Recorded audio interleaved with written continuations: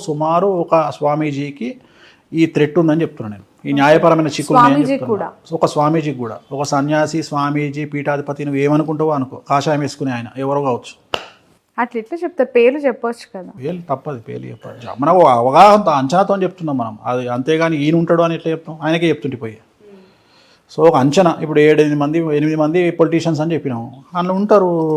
కే అనే పేరు ఉండొచ్చు, టీ అనే పేరు ఉండొచ్చు, సి అనే పేరు ఉండొచ్చు, బి అనే పేరు ఉండొచ్చు. మీకు తెలుసు కదా ఎవరు అని చెప్పి. నాకు తెలుస్తుంది, చెప్పొచ్చు కదా. ఇంటర్వ్యూ అయిపోగా నీతోనే మాట్లాడతా. నేను ఆల్రెడీ గెస్ట్ చేశాను. సో ఇంతమంది రాజకీయ నాయకులు అంటున్నారు, ప్రముఖులు అంటున్నారు, అంటే రాష్ట్రంలో ఇకపై పరిణామాలన్నీ చాలా రంజుగా ఉండబోతుంది. మామూలుగా ఉండదమ్మా, ఐమాక్స్ స్క్రీన్లో చూడొచ్చు. తెలంగాణలో డెడ్ పాలిటిక్స్, ఏపీలో ఎప్పుడు యాక్టివ్ పాలిటిక్స్. అసెంబ్లీ స్టార్ట్ అయినా కాకపోయినా నిమిషం ఒక బ్రేకింగ్ న్యూస్తో జర్నలిస్టులు ఉరుకులు పరుగులు ఏపీలో. కానీ తెలంగాణలో అట్లుండేది కాదు. 10 సంవత్సరాలు కూడా ప్రతిపక్షం అనేది కొంత అనుకున్న మెజారిటీలో లేదు కాబట్టి వన్ సైడెడ్గా కేసీఆర్ గారి ప్రభుత్వం మంచి పాలన అందించింది. అవుట్రైట్గా ఇక్కడ ప్రశ్నించే వాళ్ళ యొక్క సంఖ్య తక్కువగా ఉంది అని భావించే వాళ్ళు ఉండేవాళ్ళు. సో ఇప్పుడు అది రివర్స్ అవుతుందా? ప్రశ్నించే వాళ్ళ సంఖ్య కంటే భయపడే వాళ్ళ సంఖ్య ఎక్కువ ఉంది అని నేను అనుకున్నా. అలా కంట్రోల్ చేశారేమో మేబీ. నేను అదే చెప్తున్నా కదా, ఐ లవ్ కేసీఆర్. అది అడ్మినిస్ట్రేషన్లో అది జగన్ చూసి నేర్చుకోవాలి కేసీఆర్ను. Great achiever. బా, ఇక నేను చెప్తున్నా కదా.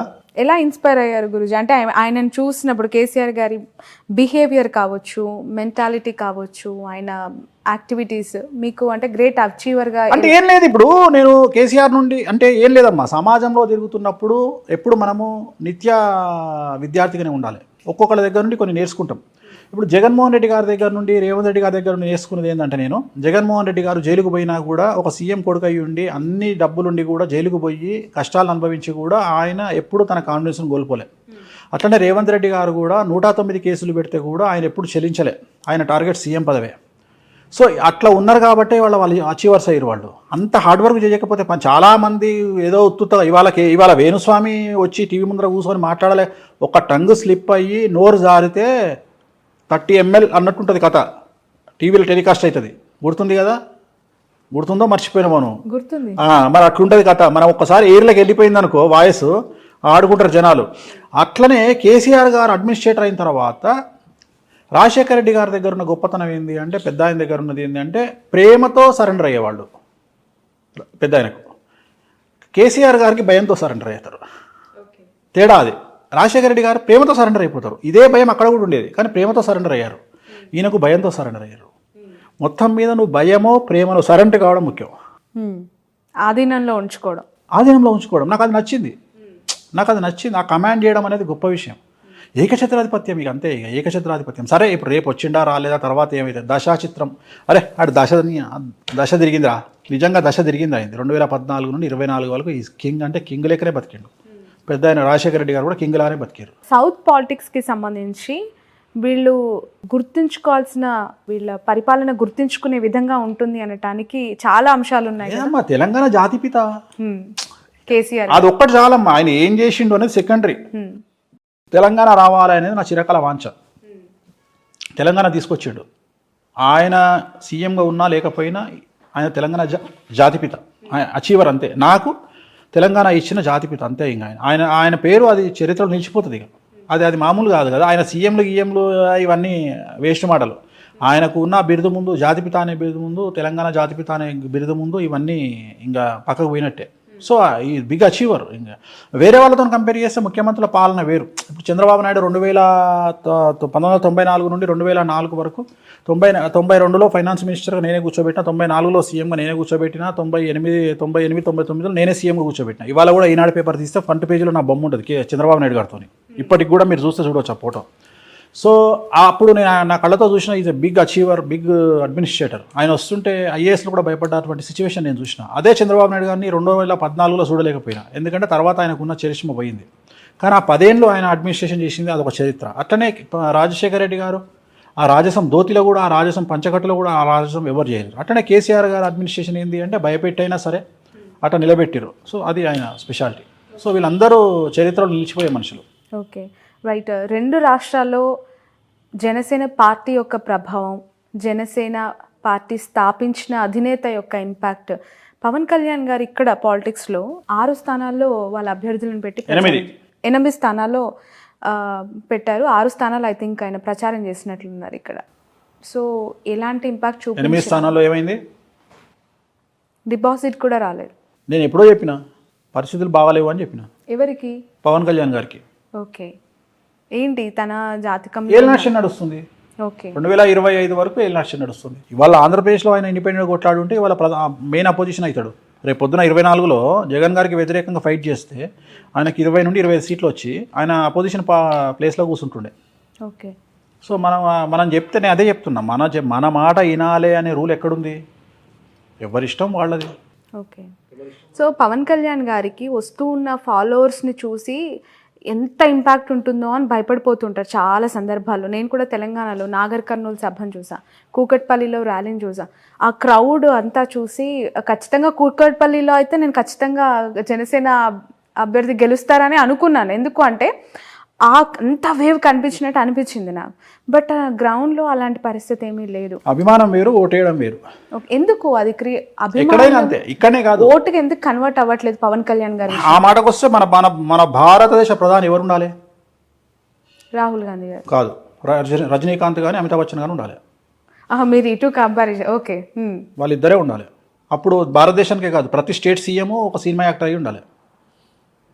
అంతే కదా. హయ్యెస్ట్ జనాలు ఎవరికి వస్తారు? తలైవకి వస్తారు. రజనీకాంత్ వచ్చిండు అనుకో, జనాలందరూ వచ్చి నిలబడతారు రోడ్డు మీద. మరి ఆయన ప్రధానమంత్రి కావాలి, అమితాబ్ బచ్చన్ రాష్ట్రపతి కావాలి. అట్లనే మిగిలిన స్టేట్ సీఎంలందరూ ఆయా స్టేట్ హీరోలు కావాలి. ఎందుకైతే లేరు? ఎన్టీ రామారావు తర్వాత ఎందుకు అంత అవుతుంది? ఇవాళ తెలుగుదేశం పార్టీ అధినేతను తీసుకుపోయి జైల్లో పెట్టినా కానీ మాట్లాడకుండా జూనియర్ ఎన్టీఆర్ ఎందుకు మాట్లాడతలేడు? అంటే నిజాలు తెలుసు కాబట్టి, గ్రౌండ్ లెవెల్లో పరిస్థితులు అనుకూలంగా లేవు కాబట్టి. రైట్. బాదాంకాయలు పల్లికాయలు అమ్ముకునేటోడు కూడా 1 డేలో సెలబ్రిటీ అవుతాడు. అంత మాత్రం మనకు ఓట్లు వేస్తామనుకుంటే తప్పు. Okay, right.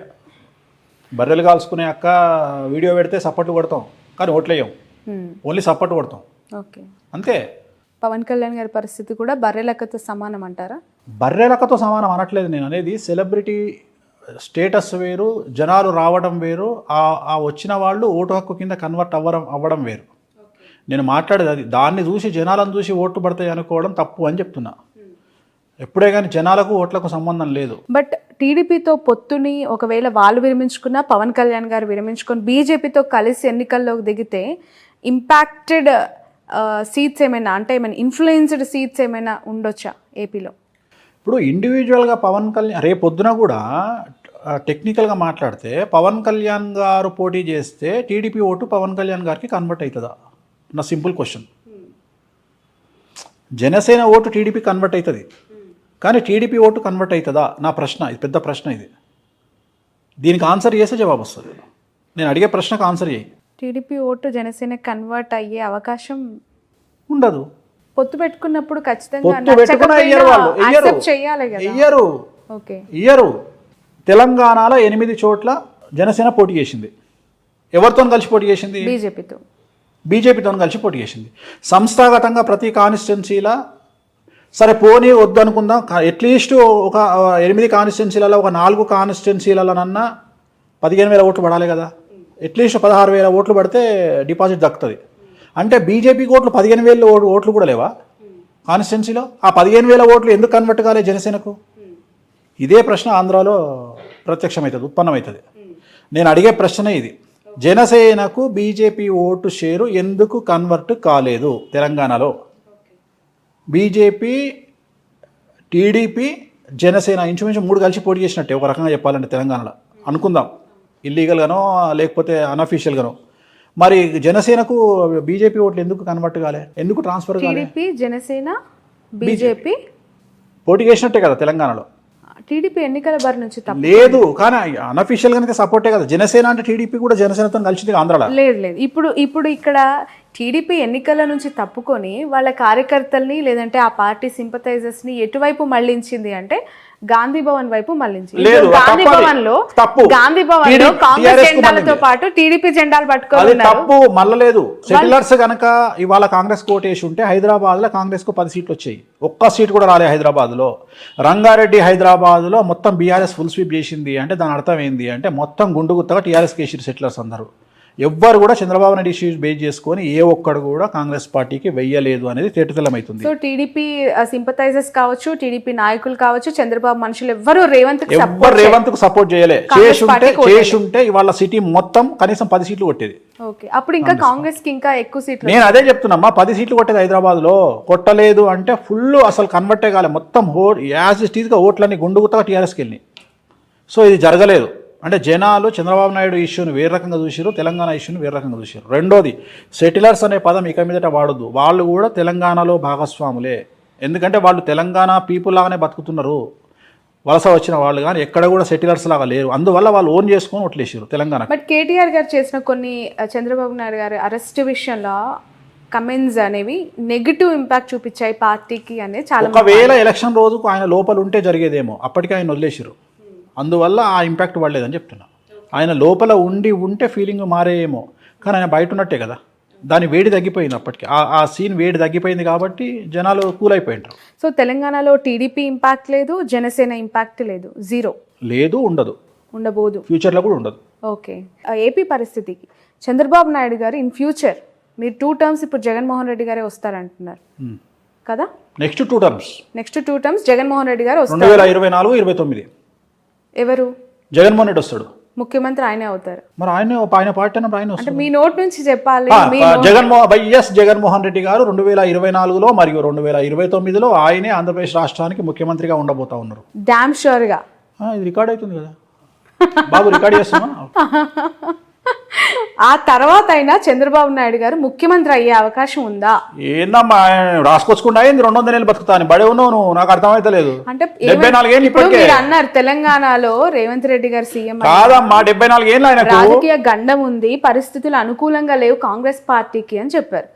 ఏపీలో జగన్మోహన్ రెడ్డి గారు 2 టర్మ్స్ వచ్చిన తర్వాత ఏమైనా సిచ్యువేషన్స్ బ్యాడ్ గా వెళ్లే అవకాశం కనిపిస్తుంది? ఏం లేదు. ఇంకా రేపు 2024లో జగన్మోహన్ రెడ్డి సీఎం అయినాక టీడీపీ అనే పార్టీ ఏడు ఉంటుంది. ఓకే, తర్వాత చూద్దాం. కదా ఆ పార్టీ 29 వరకు సస్టైన్ అయినప్పుడు కదా ఆ పార్టీ అప్పటి వరకు సస్టైన్. ఇప్పుడు నేను ఇంతకుముందు చెప్పిన 2017లో ఒక ఇంటర్వ్యూలో చెప్పిన ఏమని అంటే, రాజశేఖర్ రెడ్డి లాగా మారిన జగన్మోహన్ రెడ్డి గారిని చూస్తారు మీరు అని చెప్పిన. అన్నట్టుగానే ఆయన మారిన తర్వాత ఆయనకు జనాల్లో లీడర్లు నమ్మకం వచ్చింది. అట్లనే ఇంకో మాట చెప్తున్నా ఇప్పుడు నీ తరపున, కేసీఆర్గా మారబోతున్న జగన్మోహన్ రెడ్డిని చూస్తారు 24లో. అర్థమైందా డైలాగ్?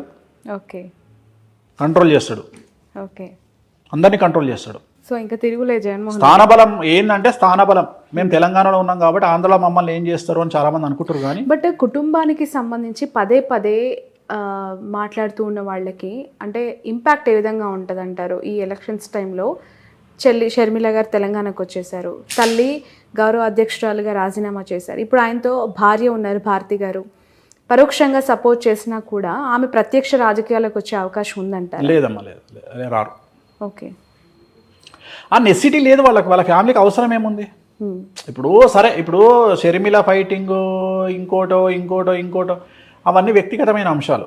ఇప్పుడు తెలంగాణలో నాకు తెలిసిన ఫ్యామిలీ ఉంది. అన్న టీఆర్ఎస్లో ఉన్నాడు, తమ్ముడు బీజేపీలో ఉన్నాడు, వాళ్ళ పెద్దన్న కాంగ్రెస్లో ఉన్నాడు. వాళ్ళు అనామకులు కాబట్టి వాళ్ళ గురించి మాట్లాడుకోము. ఇది సీఎం ఫ్యామిలీ కాబట్టి మాట్లాడుకుంటున్నాం. అట్లా ఎన్ని ఫ్యామిలీలు లేవు తెలంగాణలో? నాకు తెలిసిన వాళ్ళు మస్తు మంది ఉన్నారు. ఓకే, సో అది కామన్ కదా. దాన్ని పెద్ద విశ్లేషించి మాట్లాడుకోవాల్సినటువంటి అవసరం లేదు. వాళ్ళ జాతకరీత్యా ఉంటుంది. షర్మిల జాతకము, షర్మిల ఆంధ్రప్రదేశ్లో ఎంపీ కావాలి అంటే జగన్మోహన్ రెడ్డి చెప్పినట్టు ఉంటుంది. అన్న నాకు ఎంపీ అంటది, రాజ్యసభ ఇస్తాడు, ఎంపీ ఇస్తాడు, పోతుంది. ఆమె జాతకంలో రాజయోగం అనుభవించే పరిస్థితి లేదు కాబట్టి వ్యతిరేకమైన నిర్ణయాలు తీసుకుంటుంది. So actually nothing but decision. ఆమె తీసుకునే నిర్ణయాలు ఆమె జీవితము. ఆమె పార్టీ పెట్టినా, తెలంగాణలో కాంగ్రెస్ పార్టీకి పోయినా, లేకపోతే ఇంకో మాట మాట్లాడినా, ఇవన్నీ కూడా రాజకీయ జాతకపరమైన అంశాలే కదా. సో ఆమె తీసుకునే నిర్ణయాలు, ఆమె మాట్లాడే మాటలు ఆమె జీవితాన్ని డిసైడ్ చేస్తాయి.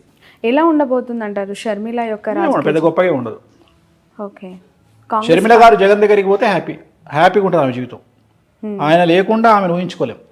వెళ్ళే అవకాశం ఉందంటారు? ఎందుకంటే నీకు బాగా క్లోజ్ అమ్మా, నాకు తెలుసమ్మా. నీకు అమితమైనటువంటి ప్రేమ, నీకు చాలా క్లోజ్ షర్మిలక్క. ప్రొఫెషన్ వేరు, వ్యక్తిగత మామూలుగానే అంటున్నా తల్లి, నేను ప్రొఫెషన్ కు సంబంధం చెప్పట్లేదు. ఇప్పుడు చాలా మందికి ఏంటంటే, ఇప్పుడు నేను మీకు డీకే శివకుమార్ అత్యంత సన్నిహితుడు అంట, కానీ ఆ సన్నిహితం ఎంతవరకు ఉండాలో అంతవరకే. షర్మిలమ్మ గారు పార్టీ పెట్టినప్పటి నుంచి టిల్ టుడే ప్రతి ఒక్క పొలిటికల్ యాక్టివిటీ పైన నా కవరేజ్ ఉంది. అండ్ ఒక మహిళ, ఇప్పుడు కల్వకుంట్ల కవిత గారు అవ్వచ్చు, ఇటు మన షర్మిల గారు అవ్వచ్చు. ఇప్పుడు షర్మిల గారి గురించి మనం ఇప్పుడు కాదు, పార్టీ పెట్టిన రోజు నుండి మాట్లాడుకుంటున్నాం. నేను ఎప్పుడైనా పాజిటివ్ గా మాట్లాడినా, ఓ మొత్తం ఇరగదీస్తుంది అని చెప్పినా, 1% ఇంపాక్ట్ కూడా ఉండదని చెప్పిన, నిజమైంది కదా. నేనేం మాటలు మార్చట్లేదు కదా. మీరు ఆ రోజు కూడా నువ్వు ఆమె దగ్గర ఇంటర్వ్యూ తీసుకొని వచ్చిన మరుక్షణం నేను చెప్పిన ఏముండదు తల్లి, అంత నార్మలే ఉంటుంది పరిస్థితి అని చెప్పిన, అంతే తప్ప నేనేం గొప్పగా మాట్లాడాను. అంతలాగా ఒక పాదయాత్ర, నిజంగానే చెప్పాలి, ఒక మహిళగా ఆమె చేసిన పాదయాత్రని నేను కల్లారా చూసిన వ్యక్తిగా కష్టం వేరు, చాలా చాలా బాధపడ్డాను ఆ రోజు. ఎందుకు అంటే పక్క రాష్ట్రంలో అన్న సీఎం గా ఉన్నారు, ఇక్కడ ఒక మహిళ ఒంటరిగా ఎందుకు ఈ పరిస్థితి వచ్చింది? మోరోవర్ అన్న గెలుపులో ఆమె పాత్ర ఉంది, ఆమె భాగస్వామి ఉన్నప్పుడు ఇక్కడ ఎందుకు పెట్టింది అనేది నాకు పదే పదే రేజ్ అయిన క్వశ్చన్. దానికి ఇప్పటికి నాకు ఆన్సర్. జాతకపరమైన విశ్లేషణ అంతే, వాళ్ళ వ్యక్తిగతమైన నిర్ణయాలు. ఆస్ట్రాలజీ నథింగ్ బట్ డెసిషన్, అదే చెప్తున్నా కదా. ఆ నిర్ణయం ఎందుకు తీసుకున్నారు అంటే దానికి మనం ఏం చెప్తాం? ఇప్పుడు మన గ్యాప్స్ అనేవి ఉన్నాయంటారా? ఖచ్చితంగా నాకు కుటుంబం పట్ల అవగాహన లేదు, వ్యక్తిగతమైనటువంటి అంశాల జోలికి నేను వెళ్ళను. నేను జాతకపరంగా మాట్లాడతా. నేనేమంటా, ఇదే షర్మిల గారు నా దగ్గరకు వచ్చి, అనిల్ గారు నా దగ్గరకు వచ్చి, ఏమండి ఒక మాట మాకు ఒక ఐడియా అడ్వైజ్ ఇవ్వండి అంటే, ఎంబడే మీ దుకాణం బంద్ చేసి జగన్ గారిని కలవండి అని చెప్తా. ఎందుకు? అక్కడ పోయి కూర్చుంటే మీకు ఆల్రెడీ ఏదో పదవి ఇస్తాడు, హ్యాపీగా ఎంజాయ్ చేస్తారు లైఫ్, ఒక సీఎం చెల్లెగా లైఫ్ ముందుకెళ్తుంది. ఇంత కష్టాలు మీరు పడాల్సిన అవసరమే లేదని చెప్తా నేను. కానీ వాళ్ళు మనం అడగరు, మనం చెప్పాం, అయిపోయింది. సో ఇట్లనే ఆస్ట్రాలజీ నథింగ్ బట్ డిసిషన్. వారసులకి సంబంధించిన ప్రశ్న ఇది. కేసీఆర్ గారు ముఖ్యమంత్రిగా 2 టర్మ్స్ చేసిన తర్వాత ఇప్పుడు గెలిచి ముఖ్యమంత్రి పదవికి రాజీనామా చేశారు, కానీ కొడుకును ముఖ్యమంత్రి స్థాయిలో సొసైటీలో ప్రొజెక్ట్ చేశారు. నెక్స్ట్ 5 yearsలో కేటీఆర్ గారు ఆ స్థాయిలో ఎమర్జ్ అవుతారు పీపుల్లో అనేది ఒక మాట వినిపిస్తోంది. చంద్రబాబు నాయుడు గారి వారసుడు లోకేష్ గారి గురించి ప్రస్తావిస్తూ ఉన్నారు. లోకేష్ గారు ముఖ్యమంత్రి అయ్యే అవకాశం కానీ, పాదయాత్రను మరొకసారి దిగ్విజయంగా నాన్ స్టాప్గా స్టార్ట్ చేసి ఎండ్ చేసే పరిస్థితి కానీ, పీపుల్స్ లీడర్గా ఎస్టాబ్లిష్ అయ్యే అవకాశం కానీ ఉందా అని చెప్పి. ఇక ఇండివిజువల్గా చెప్పగానే ఇద్దరికి లేదు, ఇద్దరు ముఖ్యమంత్రుల కొడుకులకు లేదు. ఒకటే ఆన్సర్లో 2 సమాధానాలు. ఇటు కేసీఆర్ గారు అబ్బాయి కేటీఆర్ కానీ, బట్ కంపారిటివ్లీ ఈరోజు ఇప్పుడు కూడా సిరిసిల్లలో ఆయన మళ్ళీ విక్టరీ. మళ్ళీ నువ్వు అన్ని జనరలైజ్డ్, నేను ఆస్ట్రాలజర్ అమ్మా, పొలిటికల్ అనలిస్ట్ కాదు. పొలిటికల్ ఆస్ట్రాలజర్ అనొచ్చు, పొలిటికల్ ఆస్ట్రాలజర్ అను, కానీ పొలిటికల్ అనలిస్ట్ కాదు. పొలిటికల్ ఆస్ట్రాలజర్ గా చెప్పండి. ఇప్పుడు 3 సార్లు ఆయన ఎమ్మెల్యేగా గెలిచారు, దిగ్విజయంగా మంత్రి పదవులు అనుభవించారు. ఇప్పుడు సరే ఓకే, ప్రతిపక్షంలో కూర్చుంటారు, వేరే విషయం. కానీ నారా లోకేష్ గారికి సంబంధించి అసలు ఎమ్మెల్యేగా గెలుస్తారా అనే ప్రశ్నకు ఆన్సర్ ఏంటి? ఎమ్మెల్యే గెలవచ్చు, అది పెద్ద విషయం ఏం కాదు. ముఖ్యమంత్రి కాలేరు, ఆయన జీవితంలో ముఖ్యమంత్రి అయ్యే యోగం లేదు. ఏంటి ఆయన జాతకం ప్రకారం? రావు మార్గదర్శ నడుస్తుంది 2024 వరకు. ఎలక్షన్లో రావు మార్గదర్శలో ఉంటారు. ఈ ఎలక్షన్లో ముఖ్యమంత్రి అయ్యే యోగం లేదు. ఎట్లాగో లేదు. మీరు 2 టర్మ్స్ జగన్మోహన్ రెడ్డి అన్నారు, సో ఇన్ ఫ్యూచర్ ఆయన జాతకం ఓకే గెలుస్తారా? నెక్స్ట్ 24లో ఆయన గెలవడం పెద్ద విషయం కాదు, నేను అదే చెప్తున్నా. 2025 ఎలక్షన్ కాబట్టి 24లో ఎమ్మెల్యే గెలిచే అవకాశం ఉంది. ఎమ్మెల్యేగా మంగళగిరి నుంచి. మంగళగిరి పోటీ చేస్తాడా ఇంకోటి మనం డిసైడ్ చేయలేం కదా. చాలా మందికి అర్థం కాని ఒక క్వశ్చన్, $1 million ప్రశ్న. చంద్రబాబు నాయుడు గారి అరెస్ట్ విషయంలో మీరు ఇందాకన్నా జూనియర్ ఎన్టీఆర్ ఎందుకు స్పందించలేదు అని చెప్పి, మీరేమనుకుంటున్నారు గురూజీ? అంటే ఎందుకు అంత సైలెంట్గా ఉండాల్సి వచ్చింది ఆయన? తన కెరియర్ మీద తనకున్న నమ్మకం, తనకు రాజకీయంగా కంటే సినిమా ఇండస్ట్రీ పరంగా తనకున్న నమ్మకం, ప్లస్ తిరుమల తిరుపతి దేవాలయంలో నేను వాళ్ళ అమ్మగారు కూర్చొని మాట్లాడినప్పుడు నన్ను ఒక ప్రశ్న అడిగారు ఆవిడ. ఎన్టీ రామారావు బర్త్ విషయంలో, జూనియర్ ఎన్టీఆర్ బర్త్ విషయంలో ఒక పెద్ద సమస్య ఉంది, ఆ సమస్య తెలియకుండా మీరు మావాడి జాతకాలు బాగా చెప్తున్నారు, ఎటా చెప్తున్నారు మీరు అని అడిగింది. ఆ సమస్య ఏందో నాకు తెలుసు తల్లి, ఇది సమస్య అని చెప్పిన. అనగానే షాక్ అయింది ఆమె. పెద్ద ఎన్టీఆర్ గారికి తప్ప, నాకు తప్ప, బాబుకి తప్ప, ముగ్గురికి తప్ప 4వ వ్యక్తికి తెలియదు, మీకు ఎట్లా తెలుసు అన్నది. నాకు తెలుసమ్మా అన్న నేను. ఆయనది మఖా నక్షత్రం, జూనియర్ ఎన్టీఆర్ది మఖా నక్షత్రం, జయలలితది కూడా మఖా నక్షత్రం, ప్లస్ ఆయన మంచి యోగంలో పుట్టిండు జూనియర్ ఎన్టీఆర్. కానీ ఆయన రాజకీయాల్లోకి రావడానికి టైం ఉంది. నేనే వాళ్ళ అమ్మతో అన్నది ఏంటంటే 2030 వరకు రాజకీయాల్లోకి రానియకండి బాబుని అని చెప్పిన. ఓకే, సో మీ సలహా అనమాట. నేను చెప్పింది అయితే వాళ్ళ అమ్మగారికి చెప్పిన మాట, తిరుమల దేవాలయంలో చెప్పిన మాట, హుండీ లెక్క పెడుతుంటే పక్కన నేను మాట్లాడింది వైకుంఠ ద్వారం పక్కన కూర్చున్నప్పుడు దర్శనం అయిపోయిన తర్వాత ఆమెను ఆ దేవాలయంలో మాట్లాడిన సందర్భంలో 2030 వరకు జూనియర్ ఎన్టీఆర్ రాజకీయాల్లోకి రాకుంటే బాగుంటుంది, 29 ఎలక్షన్లకైతే వద్దు అంటే 29 ఎలక్షన్ల వరకు ఎన్టీఆర్ గారు రాజకీయ అరంగేట్రం చెయ్యరు, కన్ఫర్మ్. ఓకే వేణుస్వామి గారు, మనం చాలా జంటలు విడిపోవడానికి చూస్తున్నాం. పెళ్ళంటారు, వచ్చి పత్రిక ఇస్తారు, ఒక 6 నెలల తర్వాత విడాకులు అంటూ ఉంటారు. మీరు కూడా చాలా సెన్సేషనల్ న్యూసెస్ చెప్పారు వాటి పట్ల. ఎందుకు పెళ్ళిళ్ళు నిలబడట్లేదు? అవి పెద్దలు కుదిర్చిన వివాహమైనా ప్రేమ వివాహమైనా, మీరు గతంలో చెప్పారు లాస్ట్ ఇంటర్వ్యూలో సమంత నాగచైతన్య యాస్టిస్ జరిగిందని. ఇప్పుడు మళ్ళీ కొత్తగా మ్యారిటల్ లైఫ్లోకి వచ్చిన జంటలు చాలామంది కూడా విడిపోయారు. బట్ ఆఫ్ ద రికార్డ్ నాకు చాలా చెప్తూ ఉంటారు, కానీ కొన్ని సెలబ్రిటీ జాతకాలకి సంబంధించి ఏం చెప్తారు? ఉదాహరణ ఇంకొక సెన్సేషనల్ కపుల్తో తీసుకుందాం. ఇప్పుడు ఆపరేషన్ లేకుండానే మోకాళ్లకు ప్లాస్మా ట్రీట్మెంట్, మీ ఆర్థోపెడిక్ సమస్యలన్నిటికీ రోబోటిక్ టెక్నాలజీ ద్వారా తక్కువ ఖర్చుతో శాశ్వత పరిష్కారం, ఫ్రీ కన్సల్టేషన్, ప్రతి ట్రీట్మెంట్ పై 20% డిస్కౌంట్. ఈ ఆఫర్ కొద్ది రోజులు మాత్రమే, త్వరపడండి. V9 hospitals 9281465842